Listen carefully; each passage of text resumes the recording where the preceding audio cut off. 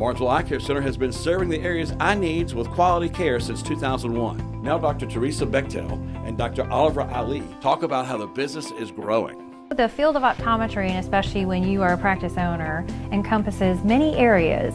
I think the one that I struggle with a little more is the business management, because it's not really my area of expertise. But I love the process from someone who walks in and they're new, or maybe they've never had an eye exam, to walking them through that, making them feel comfortable, explaining all the aspects of their eye health. And then when they do need some eyewear, they find that perfect frame and they're super excited. They come in, they pick them up, and they say, hey, I can see, and they love their eyewear. that whole process from start to beginning is exciting. And you know, I know it sounds kind of cliche, but sometimes we change lives, you know. When I was growing up, both of my parents are in the healthcare field, and I really wanted to decide to go into healthcare. I liked the way they were having their lifestyles going. And that being said, I was really into math too. I was really into like the physics principles and such. And so I thought, well, what feature is it that mixes the two, combines the two of healthcare as well as some of the mathematics and the numbers game? And being a physics major, I then decided, okay, well then maybe eye care would be something relating the numbers of the lenses and such, and the contacts, featuring in with the overall healthcare that we're providing. So I said, hey, that looks like a pretty good match. And so that's what had me settling down into the optometry field in particular. People don't realize what they were missing, or when you catch an ocular melanoma, someone who has a cancer in their eye, or you see an unusual bleed in the back of the eye, so you send that person out and sure enough they have diabetes. You know, it's very rewarding and fulfilling, from the simplest basic patient who just needs to update their contact lenses to that huge health discovery that you may have actually impacted and saved someone's life. I really feel very fortunate and blessed that I've come into a field where it applies aspects that I was really looking forward to. I was really looking for health, because I think that, you know, health field, you know, I have a bit of a bias since both my parents are in the health field, but they had me appreciate how important those things are, and some things we take for granted. And then also the maths and the physics of it that I really particularly favored. And yeah, just purely and simply mixing those all together and being able to interact with people on a regular basis that are wonderful, you know, to really work with and answer a lot of the questions that they may have. On the same note that Dr. Ali was talking about, I like to take time and explain to patients exactly what's going on. And in terms that they'll understand without using fancy medical terminology. And we hear it a lot. People will say, you know what, no one's ever taken that time to explain that to me about my dry eye, why my eyes are dry. No one's ever taken that time to explain to me about why, you know, I get a headache when I'm on the computer for 5 hours a day. So we do, sometimes I'll run a little behind, but that's because I don't want to rush anybody. I want to make sure I've thoroughly explained things, and they appreciate that. We've designed our schedules to be of the sort where we like to spend as much time as we can to pay attention to the patients and answer the questions that they rightfully and you know, understandably come to ask. And you know, I particularly am fond of the fact that I've felt that I personally have never met a stranger. I don't think that there's such a thing, so I really treat everybody as a family or a very close friend. And that's what I really look forward to each day coming in, is that I'll have that time to spend with those patients and to interact, even if it does, you know, overlap just a few minutes here and there. Patients are very, very appreciative when you actually have the time to explain these types of things. If they have several questions about different things that they've heard of or different things they have concerns with, I always like to answer to the best of my abilities in those situations. And I think we have the same philosophy. I mean, we want to just take the best care of people as we can. Yeah. We're not out to make a big sale and to push products. We're not out to just rush through so we can get you in and out so we can get home. Right. You know, we really care about what we're doing and want to make sure that we feel comfortable. And we're both people. People? Yeah. Yeah. People persons. So, yeah, we just enjoy it. He's got a passion and it comes across. And sometimes I have to kind of encourage some of my patients when I get behind, will you please see Dr. Ali because I'm behind? And they all say the same thing. I love him. He's awesome. Yeah. Right. Yeah. I really enjoyed my externship that I did up at the VA up in Salem back in the day when I was a student, and then also did a residency as well after finishing the school, and really got a truly appreciation for our veterans as well as our, I'm not saying in general though, veterans tend to be of an older age sort. Not 100% of veterans are older, but it tends to be of that crowd in general. And that I really truly gained an appreciation for people who get a good concept of the importance of eye health. And not necessarily, sure, glasses, yes, we would like glasses to clear up their vision, but also there's other health factors as well as systemic diseases as well, such as diabetes, such as high blood pressure, such as things that you've never even heard of that can play a role into the overall health of the eye itself, and that are important to monitor. And so that's what drew me to the older crowd, because they had somewhat of a appreciation for how important it is to get your eyes routinely health checked, so to speak. You know, there are eye conditions out there. You can be walking around thinking you're doing great, you're seeing good, and there can be silent blinders impacting you that you aren't aware. And I think one of the saddest moments that you have is when a patient walks in and they say, I haven't had an exam in 10 years and I'm not seeing great out of this eye. I think I might have a cataract. Yep. And it turns out, no, they've lost vision in the eye because they've been walking around for 10 years with glaucoma and they had no idea. It's called the silent blinder because you don't know. Or had we been on top of a particular condition earlier, we could have prevented a lot of this vision loss, like diabetic damage in the back of the eye.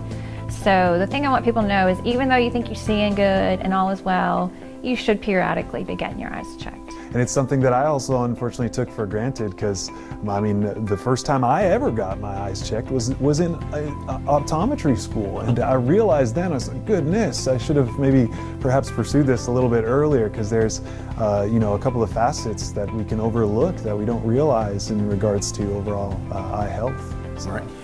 Here's my dumb question. If I think I'm seeing okay, do I still need to come get checked out? Yeah, you think it's dumb, but actually that's a really good question, because a lot of people don't know the answer to that. And yes, you should, because the prescription in determining what vision is going to be the most clear for you in relation to glasses or contacts, whatever it may be, is usually pretty separate from the health of the overall eye. So you could have wonderful vision, 20/20 vision, and see relatively clear, but at the same time something else might be compromising your overall value or health of the eyes, such as, say, for instance, glaucoma.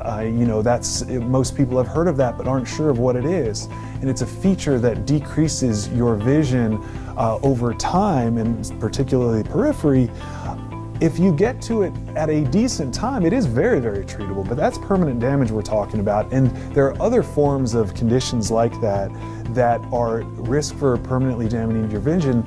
If we take interventions early enough, then we're able to treat some of those health concerns. So there's a separation that I do of health and then clarity. And sometimes the two are connected, and then oftentimes the two are not interconnected.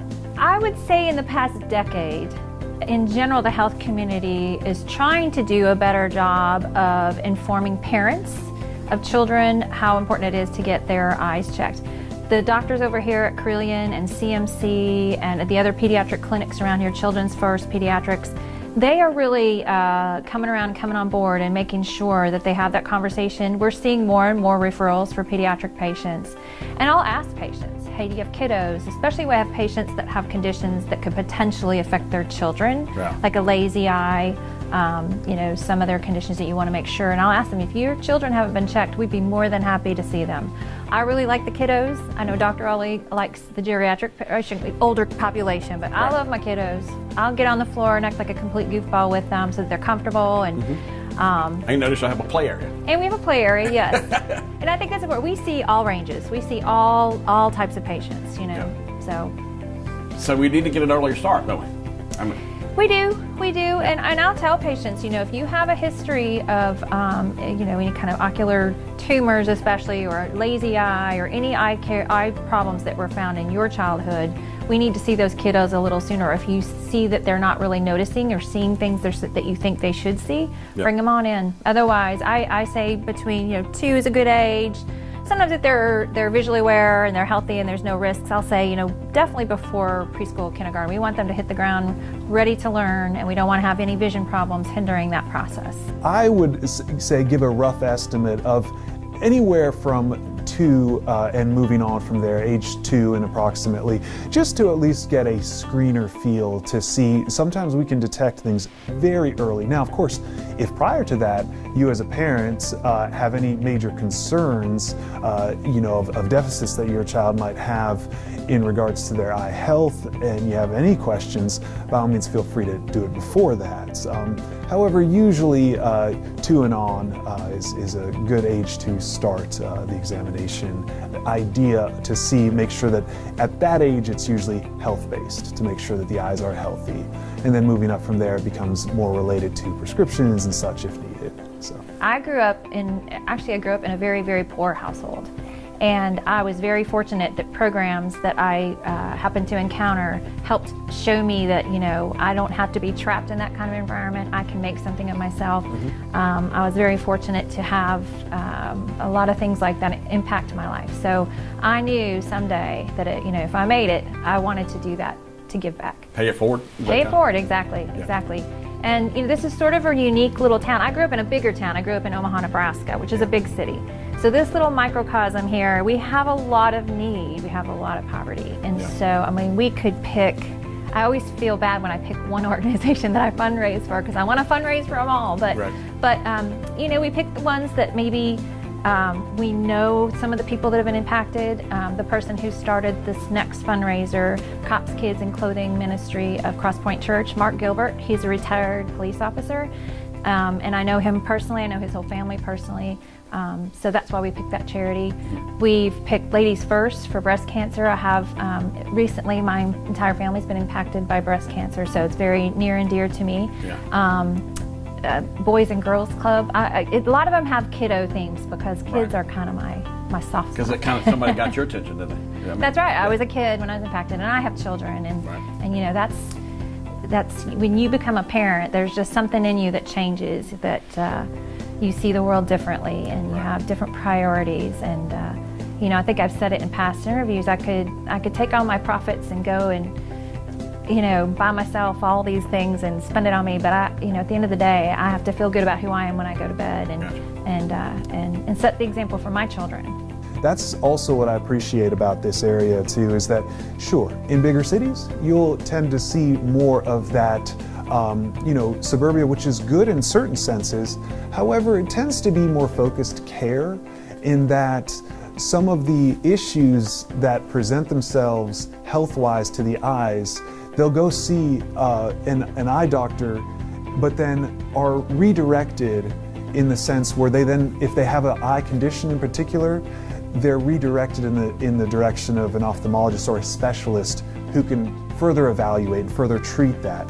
Whereas here in this community, we're able to treat and manage a lot of ocular disease that we could easily pass to the next practitioner, but I prefer to manage those myself. And there's that fine line though. At some point there is that referral that's necessary to the surgical aspect, but then there are several different health conditions that a smaller community like this, we can easily manage and take good care of. Well, it's given us more space. This is on a purely selfish note. For the first time in my life, I have my own office. So it's nice to have my own space. But before, when we were busy, and which was all the time, we were just so cramped in there. And some of the reviews we get online would be like, it's crowded. You need more waiting room space. It was very cramped. So just to be able to expand and have more room and put our own personal touches on some of the space, it's been nice. And I'm not paying rent now, I'm paying a mortgage, so someday I'll own this place. Awesome. I've really tremendously appreciated the extra space, and especially because in deciding, where to move, we had good fortune to where, like you said, it was basically next door, but at the same time, so there was a couple of trips back and forth and moving the whole processes, but area was a blank slate, so we were able to customize the building to build it to a EyeCare standard that we saw fit, and to focus on both the optical needs and displays of the frames, as well as the overall healthcare of the eye. So it was nice to work with. Very appreciative of that. Most of the rooms back there are examination rooms. Most are equal between one another, and then there's a preliminary rooms where the preliminary testing are done, such as obtaining a lot of the numbers that go into an examination. And then there's a special testing area where special testing regards any extra photos or scans that need to be done of the health of the backs of the eyes and such. And then we have a separate contact lens examination room where we teach how to insert and remove contact lenses, as well as our stockpile of trials that we carry. And then there is our insurance/office manager's space back there as well, and Dr. Bechtel and myself have a space as well too that we split there that is very, very feature friendly to a nice amount of space to work with. People ask me, like, what's the deal with getting glasses online? I can really save a lot of money, and it hurts a little bit because I tell them, look, don't you want to have the best possible vision? And I give them this analogy, and many of my patients have heard this. I tell them, hey, I'm training for a big race coming up through the Martinsville, Henry County YMCA, and I'm putting high mileages on my feet. So I go to a running store, and the salesman there evaluates my foot, my gait, how I use my feet, and they recommend a really good running shoe. And I'm going to spend some money on that running shoe. Right. Or I could walk over there to the dollar store and pick up a pair of sneakers. But you know what's going to happen if I try to do a long run in those? I'm going to tear up my feet. The shoes are going to fall apart, and I'm going to probably injure myself. Yeah. I say when it comes to your vision and eyewear, it's kind of the same philosophy. Cheaper is not always better. You want quality. Right. We do have a good price range, but we sell quality products. And same thing with the lenses. People think, well, lenses are lenses are lenses, and they're really not. Yeah. We have digitally made lenses that don't have the distortion and the defects that you can get, and especially for those of us who are over 40-something and have to wear a bifocal. Right. They're not all created equal. People say, well, I hear that you get distortion and you get dizzy and you can't walk downstairs. And I just flat out tell them, well, that's probably a very old lens, probably a less expensive lens that's not a high quality. If you put a good quality, no line progressive, you shouldn't have that wavy distortion. It should be very comfortable and very functional. So we really take our time too to make sure that our patients get the right frame. It sounds simple, but it's really not. And we have two amazing opticians here, Heather and Tora, and they will take a half hour if they need to let you try on every single frame we have. Yeah. And they will give you a very strong opinion about that's not a good color, that's not a good shape. Your prescription's too thick for that frame. You need to go lighter, you need to go smaller. Yeah. How does that feel? I'm worried about the comfort. And we have some patients, they'll have 40 frames sitting in front of them because they've tried everything on, because we want to make sure you get the best product. Right. And everything we have is warranted. We don't carry any kind of junk, I don't want to say, but if we happen to get a line of frames in and we're noticing that we're having to return them for warranty because they chip or they're falling apart, we will quit carrying that line because we don't want to sell anything that we can't stand behind. We're also very proud to be the exclusive carrier of our Tiffany line of products. We're the only ones that are allowed to carry it in this region. And for our women, it's a very beautiful line of product. They actually use the crystals that they use in their jewelry in their frames, and that has a 2-year warranty on it. So if the crystal chips or falls out, which has never happened, I haven't had a single Tiffany patient, I shouldn't say a single, maybe one. Okay. And I don't know what that person did to their frames. They roughed them up pretty good. But it was under warranty, so we replaced it. We have some fun colors and funky frames, and we get very excited when someone walks in and says, I want something unique to stand out.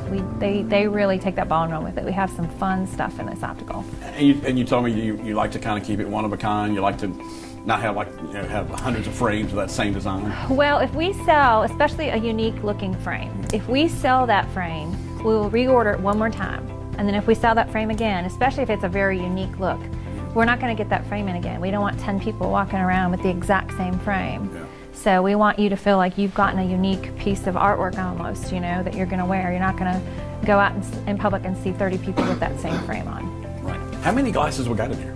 I have no idea. Can you guess? That would be a good question for an optician. I know there's like a range of stock that you should keep in. Oliver's doing quick math. I mean, Hundreds. Hundreds. Hundreds. And the other thing we'll do, we will pull it up online. So say you love a particular brand and a particular style, but you want it in green instead of blue. We'll look it up. If it comes in green, we'll order it for you, and you're not obligated to buy it. You can try it on, and if you decide, I don't like the green, we'll put it on our board and sell it. My first year that I opened, I didn't know what to expect. We were hoping to maybe do 5 eye exams a day, and we started doing 15 a day from day one, and we've just taken off from there. So I think industry growth, depending on how established your practice is, you want between 3 to 7% or 3, and we've had double digits.